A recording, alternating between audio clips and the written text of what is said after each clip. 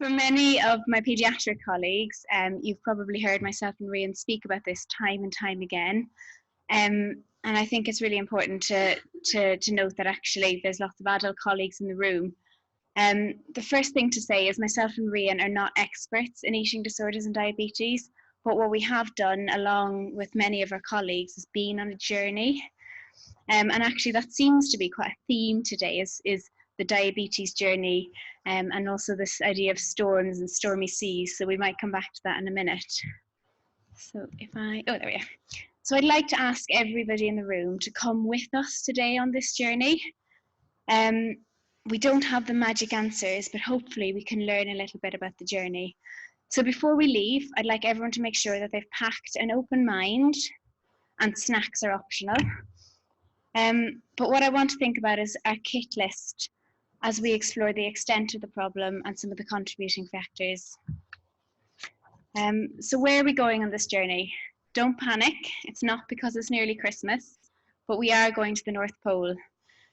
The reason we're going to the North Pole is not because we're hoping to see Santa Claus, it's because actually it's somewhere that's really difficult to get to, and we've got a long way to go. And when we arrive, it'll be interesting to see whether all is as it seems. So I'd like everybody to stand up, please.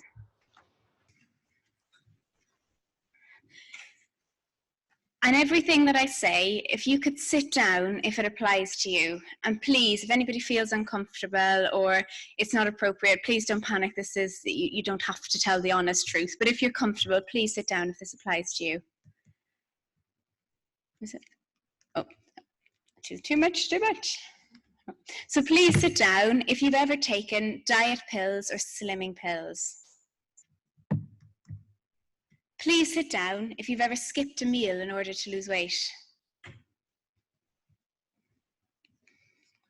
Please sit down if you naturally think of food as being wholly good or wholly bad.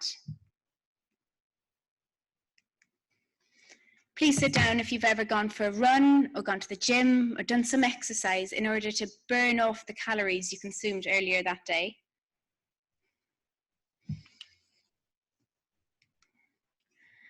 If anybody's left standing and you've ever eaten until you felt uncomfortably full.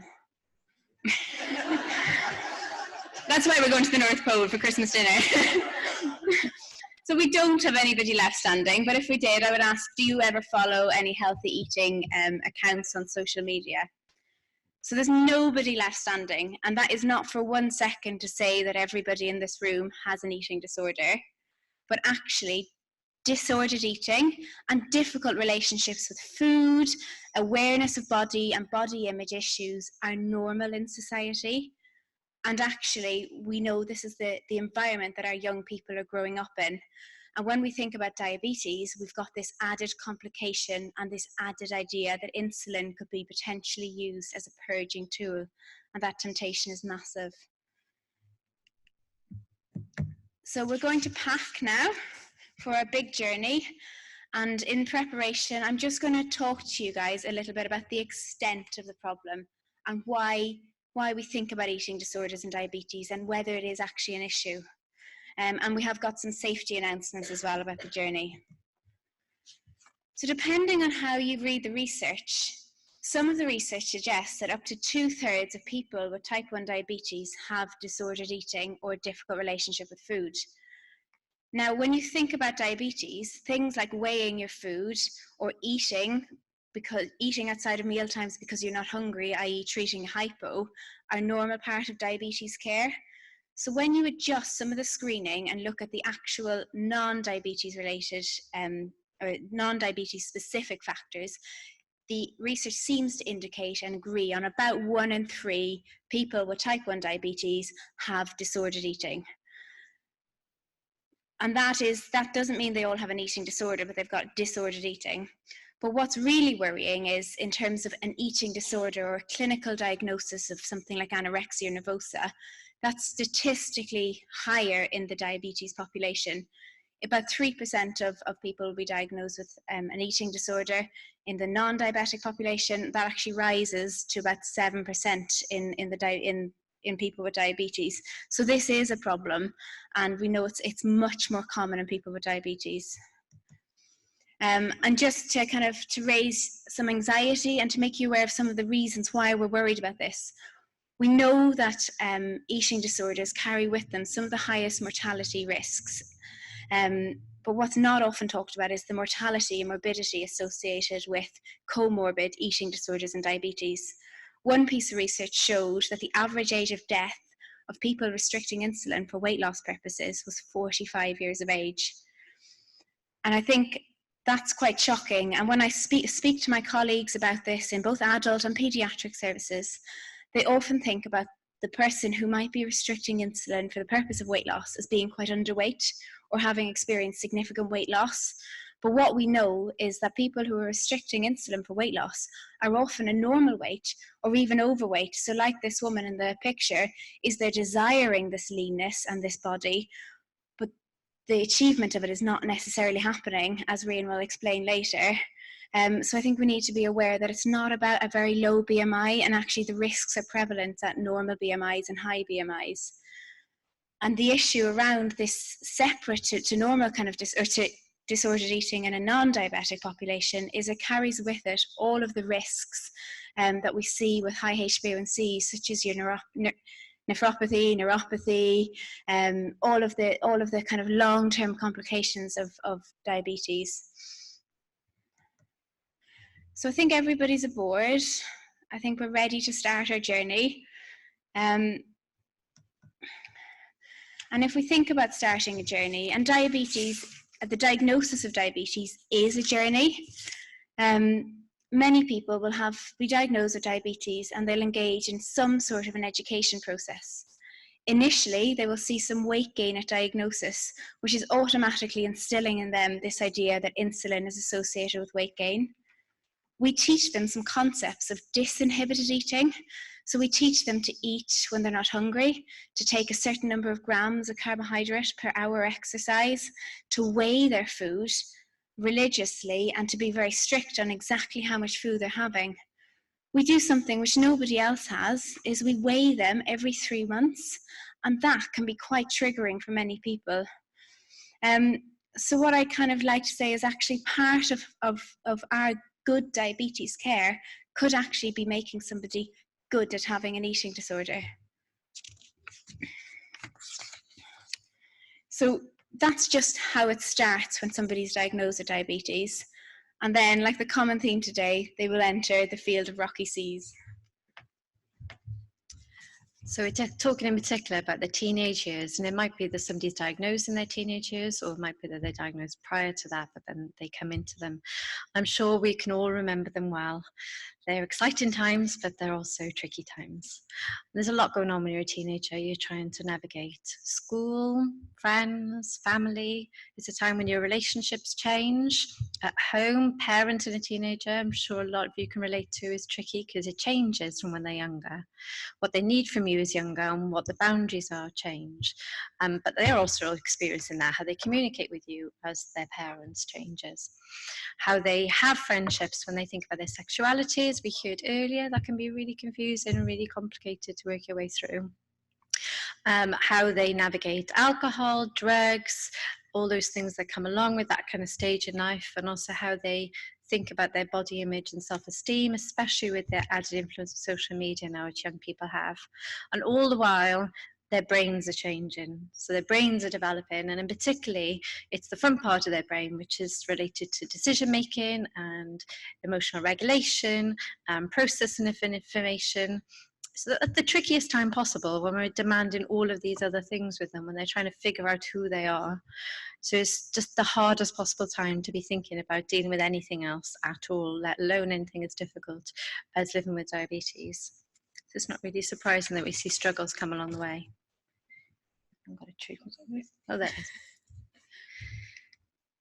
And also we've got the culture that they're growing up in. So recently in the media, there was an article about fat shaming and almost it being advocated as a good thing to shame people for being fat. And just in the last week. And also traditionally, we kind of maybe thought of eating disorders as being more of a female thing, whereas actually we know that there are a lot of pressures on men as well to conform to certain body shape, weight and ideals that are around now, which perhaps weren't around in the past. So I just want to tell you guys about a fictitious character. This is a patient who comes to your clinic. She's 19 years old, and please adjust this to a younger age if you're in a paediatric clinic, and was diagnosed when she was 11. She comes at a healthy weight. Her BMI is 24. It has gone up in recent years, and you know this because you monitor every 3 months. Her HbA1c is 91, and her average carbohydrates every day are about 73 grams a day. She's really withdrawn, really quiet, and is just dying to get out of that clinic appointment. In addition, she's just started university. Does this patient have an eating disorder? Is she worried about body image? Is she restricting? Is she not taking her insulin? I'm sure many of you have seen this patient 100 times over, but actually, unless we ask those questions, we'll never know. There could be something completely different going on for this girl, but unless we try and ask that question and are aware that this is spelling out a concern, then we're never going to get any further. This slide is what a psychologist would call a formulation, and that's just a really fancy way of saying making sense of stuff. So if we're trying to make sense of what might be going on when we're thinking about an eating disorder, the black bits are modelled by Chris Fairbairn, which is known as CBTE and is used widely in eating disorder services. And then the red bits are the bits we've mapped on that are diabetes specific. So we are in no way claiming this is perfect. It really isn't, but it's just an idea of how things might be linked together when we're thinking about these two difficulties. So if we start on the left, we can think about life events, stressors, associated mood changes. Then when we think about diabetes, we add in acceptance of a diabetes diagnosis, the known increased risk of anxiety and depression if you're living with type 1 diabetes, and also weight increases with insulin treatment. They can all trigger a process of an over-evaluation of weight, shape, and their control. It just means thinking that weight, shape, and the control you have on them are more important than is reasonable to think, to an extent that interferes with life. Then we can also think on the right of the other red trigger box, if we add in what is just normal diabetes care, looking after diabetes well, we've got an increased focus on food, on weight, eating behaviours, and carbohydrate counting.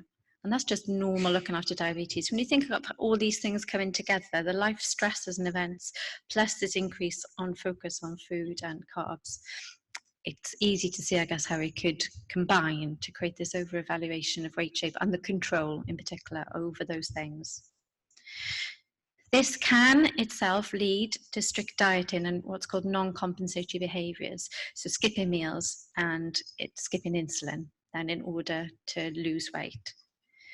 If you miss a meal, like I'm sure lots of us can experience, if you miss one meal deliberately or by accident just because you're too busy, by the next meal you're starving and you might overeat. And when you're in this cycle, that's a perpetual thing, I guess it's not surprising to know that lots of people then will lead to a binge. And especially if you're suffering from hyperglycemia, you might feel more hungry and then eat more than you plan to eat.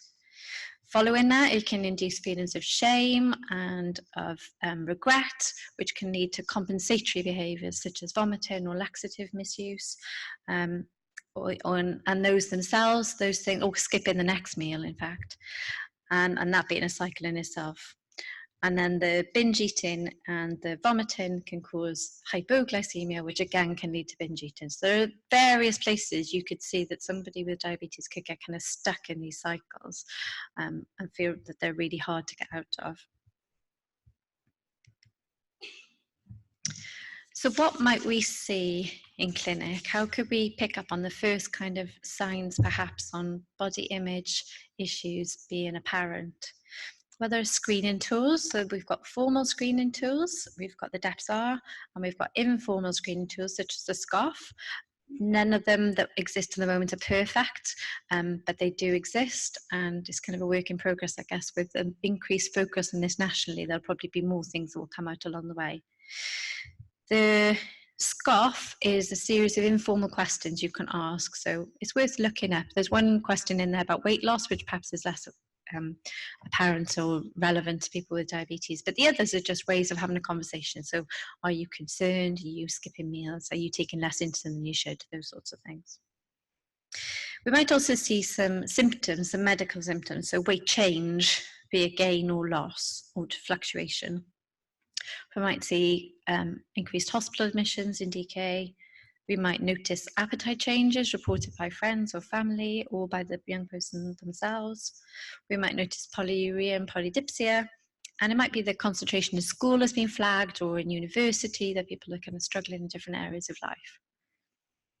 We might also notice they have a higher HbA1c, that it's noticeable from their download, or that they're admitting that they're missing insulin doses and they're engaging in binging and purging, or purging.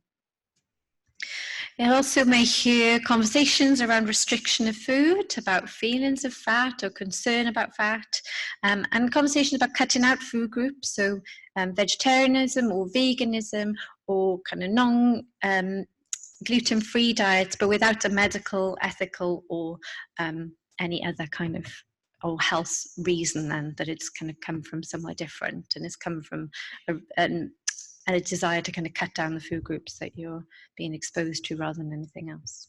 And you might also hear kind of talk of detox or fad dieting. And sometimes there might be no signs at all. So then it's creating that environment and being mindful of the environment that we're seeing people in. That means that if and when they are ready and willing to open up for help, that they have that person that they can have the conversation with. So we're asking the question, which I think has been a theme of the day, really, that we feel comfortable in being ready to hear people's struggles. So one of the biggest problems we had when we started off on this journey was, if we recognize somebody has got a difficult relationship with food or is restricting insulin for the purpose of weight loss, there was almost this fear of broaching the subject. We were really lucky in Cardiff and Vale. We set up a working group locally, kind of across paediatric and adult diabetes and mental health services, getting some key players involved. So as part of this presentation, we asked for their advice. What can we advise a room of diabetes professionals to do if they are concerned about a person with type 1 diabetes and the potential of an eating disorder? And the one thing that we've learned and have really kind of found by working with our colleagues in mental health is actually raising the topic is not as dangerous as we perhaps thought. And actually raising the topic can be a really useful opportunity for people to share their concerns and to actually broach the subject. Sarah Crowley mentioned to me something which has really stuck in my head, is actually if you're afraid of opening a can of worms, well, if you don't open it, the worm will still be in the can and the problem will still be there. It's just nobody's talking about it. I think what's really come to light through our work with kind of engaging with mental health services is the benefit of communication. And we've heard some really positive feedback about how diabetes adult services and diabetes eating disorders services are really interacting. And there's a reason that we work well as a network and within our paediatric diabetes team. It is because we're all lovely people, but it's because we communicate and we speak to one another. And I think part of the historical breakdowns around communication are because teams are too far apart and too separate and don't have that communication. What we've learned is that adult or that eating disorder teams are not aware of the risks associated with HbA1c. They've historically only viewed eating disorders as a risk in terms of BMI or weight changes or frequency of purging. They don't historically recognize HbA1c as a risk. And we've seen some excellent changes in adult pathways where now they will accept patients into their high-risk eating disorder service if their BMI is greater than 75 and they have disordered relationships with food or disordered relationships with insulin. And that's absolutely groundbreaking. And we're hoping that we can get something similar across paediatrics because we know many of our young people are struggling with this. So I think don't assume that our eating disorder colleagues will understand diabetes, and also they can't assume that we'll understand eating disorders. What we've really struggled with and benefited from is some of the experiences we've had. They've not all been positive. In fact, more often than not, they've been learning experiences where we've tried something, we've tried to engage in a service, and it hasn't quite worked out as it's planned. What my colleagues in mental health have said is actually, let's learn from those experiences and make them better next time, because this is, even though it's been well recognised for a long time, this is a relatively new area of supporting people, and we need to really work together. So I think that's why I use the analogy of the North Pole, because we've gotten to the North Pole now. You've all come with me along this really, really long journey. But when we've arrived, it's not all happy and clappy and Santa Claus isn't there to greet us. Actually, all of the ice caps have melted, and the situation is much worse than we ever thought it was. What we see in clinic and the discussions we have with people are probably just the tip of the iceberg, because these young people have so much to deal with, and disordered relationships with food and body image are just part of it. I think we're really lucky in Wales because we are a small country. And we have the potential to make change. We have the potential to instill body positive messages, both from within our, from early diagnosis and within our clinical practice. And I really would kind of ask for us to learn from other areas, like, for example, climate change, and think about, actually, it's not just a quick change is needed or a quick service development, but there's going to need to be a culture shift in terms of how we view food and diabetes. And I think we in Wales could be the Greta Thunbergs or the David Attenboroughs of 2019 when it comes to diabetes and eating disorders. So I'd really like to put a call out. Is myself and Rhian have set up with some of our colleagues in paediatric services an all Wales working group looking at eating disorders and diabetes and how we can tackle this, and it, really kind of look at early intervention and prevention and instilling body positivity as part of our culture of diabetes education. But if any of our adult colleagues would be interested in joining forces, and we could be an all Wales diabetes and body image group, then please get in touch either with myself and Rhian on Global, or let anybody in the network know, or Sarah Crowley, I'm sure, would be happy to link us up. So please, just let us know. But if anyone has any questions, we'll definitely answer.